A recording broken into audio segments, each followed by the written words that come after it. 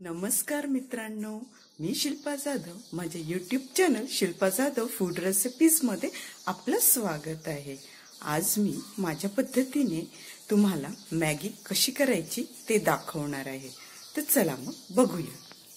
इथे मॅगीला लागणारं साहित्य सांगते. एक बारीक चिरलेला हा कोबी आहे, पत्ता गोबी. अशी छान बारीक बारीक चिरायची. आलं लसणाची पेस्ट ही ताजी करायची. अर्धा टोमॅटो, अर्धा कांदा, कोथिंबीर, एक शिमला मिरची ही पण अशी बारीक चिरायची. बघा, असं स्लाइस बारीक पाहिजे. आणि गाजर हा पण असा उभा बारीक असा चिरून घ्यायचा. आणि एक बटाटा. हे एवढं साहित्य आपल्याला मॅगीला लागणार आहे. तर चला आता आपण मॅगी करून घेऊया. इथे मी एका कढईमध्ये पाणी गरम करायला ठेवलं आहे. मी एक पॅकेट मॅगी यूज करणार आहे. मी फक्त एकच पॅकेट मॅगी करणार आहे. मॅगी कमी आणि भाजी जास्त, आपले व्हेजिटेबल जास्त यूज करायचे. आता याला आपण छान उकळून घेऊया. मॅगी व्यवस्थित शिजवून घेऊया. आता इथे मॅगी व्यवस्थित झाली आहे. मी याला आता गाळून घेते.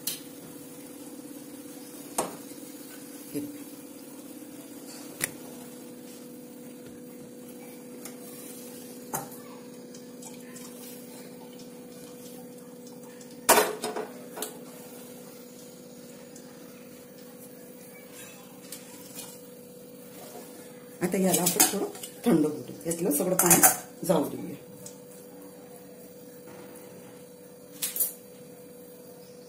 आता इथे मी त्याच कढईमध्ये तेल घेतलेलं आहे. तेल एवढंच घ्यायचं की आपल्या भाज्या सगळ्या व्यवस्थित शिजते. तेल व्यवस्थित गरम झालं की याच्यात आपण जिरे टाकून घेऊया.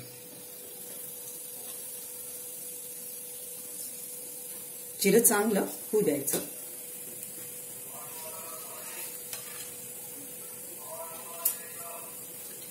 जिरं व्यवस्थित झालं की याच्यात आपण आपला चिरलेला कांदा इथे कांदा व्यवस्थित भाजायचा. कांदा व्यवस्थित झाला की याच्यात आपण आलं लसूण पेस्ट टाकूया.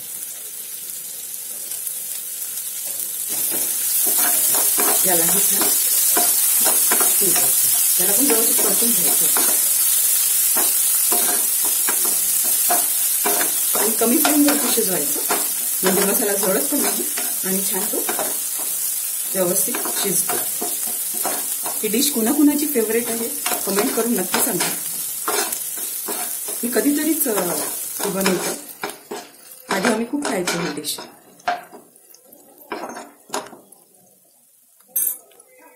आलं लसूण व्यवस्थित झालं की याच्यामध्ये आपण हळद टाकून घ्यायची आणि थोडं तिखट तुम्हाला कसं पाहिजे त्यानुसार तुम्ही टाकू शकता. त्याला मिक्स करून घ्यायचं व्यवस्थित. आता याच्यामध्ये आपण आपले टोमॅटो टाकून घेऊया. टोमॅटो पण छान मिक्स करून घ्यायचं. त्याला छान होऊ द्यायचं. लहानपणची फेवरेट डिश आहे आमची. मॅगी म्हटलं की अशाच पद्धतीने आम्ही खायचो. तुम्ही पण अशीच करून बघा. खूप टेस्टी लागते ही डिश. ही डिश करताना मॅगीचं प्रमाण कमी घ्यायचं आणि भाजीपाला थोडं जास्त घ्यायचं. कारण की मॅगी काही एवढी हेल्दी नाही आहे. कधीतरी खायला ती ठीक आहे. म्हणून जेव्हा पण काही कधी करत तेव्हा भाज्या जास्त घ्या आणि मॅगी कमी. याच्यात मी बटाटा टाकून घ्यायचा. ते जिन्नस आधी टाकायचं ज्यांना शिजायला थोडा वेळ लागतो. आता बटाटा आपण मिक्स करून घ्यायचा. त्याला थोडं व्यवस्थित शिजून घ्यायचं. त्याच्यानंतर आपण बाकीचे आपले जिन्नस टाकायचे. सुट्टीच्या दिवशी म्हणा या संध्याकाळच्या भुकेसाठी पटकन होणार रेसिपी. थोडा वेळ भाज्यांना कट करायला लागतो पण तेवढा आपण करू शकतो पटकन. आता इथे आपण बघून घेऊया बटाटे शिजले. बटाटे शिजणं इम्पॉर्टंट आहे, नाहीतर ते व्यवस्थित कच्चे चांगले नसतात. आपले बटाटे व्यवस्थित शिजले. आता याच्यात आपण भाज्या टाकून घेऊया. शिमला मिरची, गाजर आणि आपला पत्ताकोबी. भाज्या भरपूर वापरा मॅगी करताना, कारण की अनहेल्दीला हेल्दी बनवायचं असेल तर भाज्यांचा उपयोग जास्त करायचा. आता याला व्यवस्थित आपण मिक्स करून घेऊया.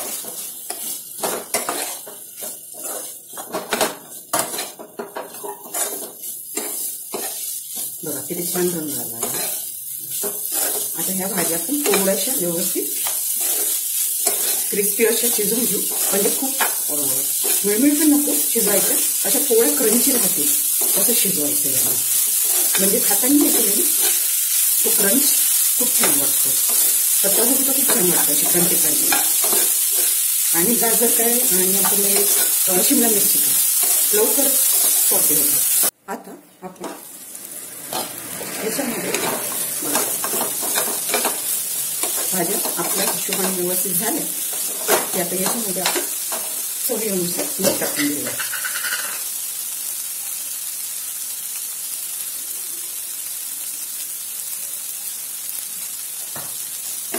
आणि मसाला पण छान आपण शिजवून घेऊया.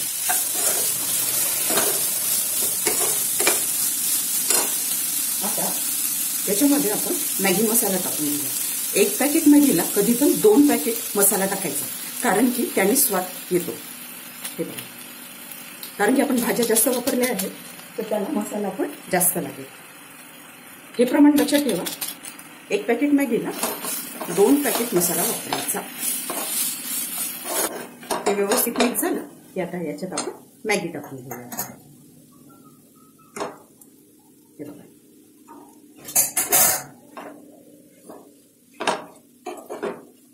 त्याला पण आता छान हळू हाताने मिक्स करून घेऊया. सगळं मसाला मॅगीला व्यवस्थित आहे असं करायचं. तुम्हाला अशी सुटसुटीत पाहिजे असेल तर ह्या पद्धतीने करा. आणि जर तुम्हाला सुपी किंवा अशी थोडी स्लरी टाईप पाहिजे असेल तर मग काय करायचं, की एवढं आपलं सारण झालं की पाणी टाकून मॅगी यातच शिजवायचं. म्हणजे ते थोडीशी अशी सुपीसारखी होते. आता आपली मॅगी किती मस्त झाली आहे. आलाय रंग याला छान. आता याच्यात आपण मस्त कोथिंबीर टाकून घेऊया.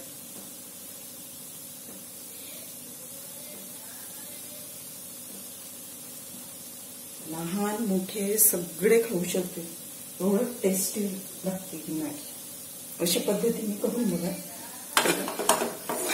याला पण आपण छान मिक्स करून घेऊया. इथे आपली मसाला मॅगी मस्त रेडी आहे. भाजीपाल्याने भरपूर, किती छान वाटत आहे आणि खायलाही तेवढीच चविष्ट आहे. तुम्ही माझ्या पद्धतीने नक्की करून बघा. रेसिपी आवडल्यास लाईक, शेअर, कमेंट आणि सबस्क्राईब करा. आणखी तुम्हाला कोणती रेसिपी बघायला आवडेल मला कमेंट करून नक्की सांगा. स्वस्थ रहा आणि मस्त खा. थँक्यू.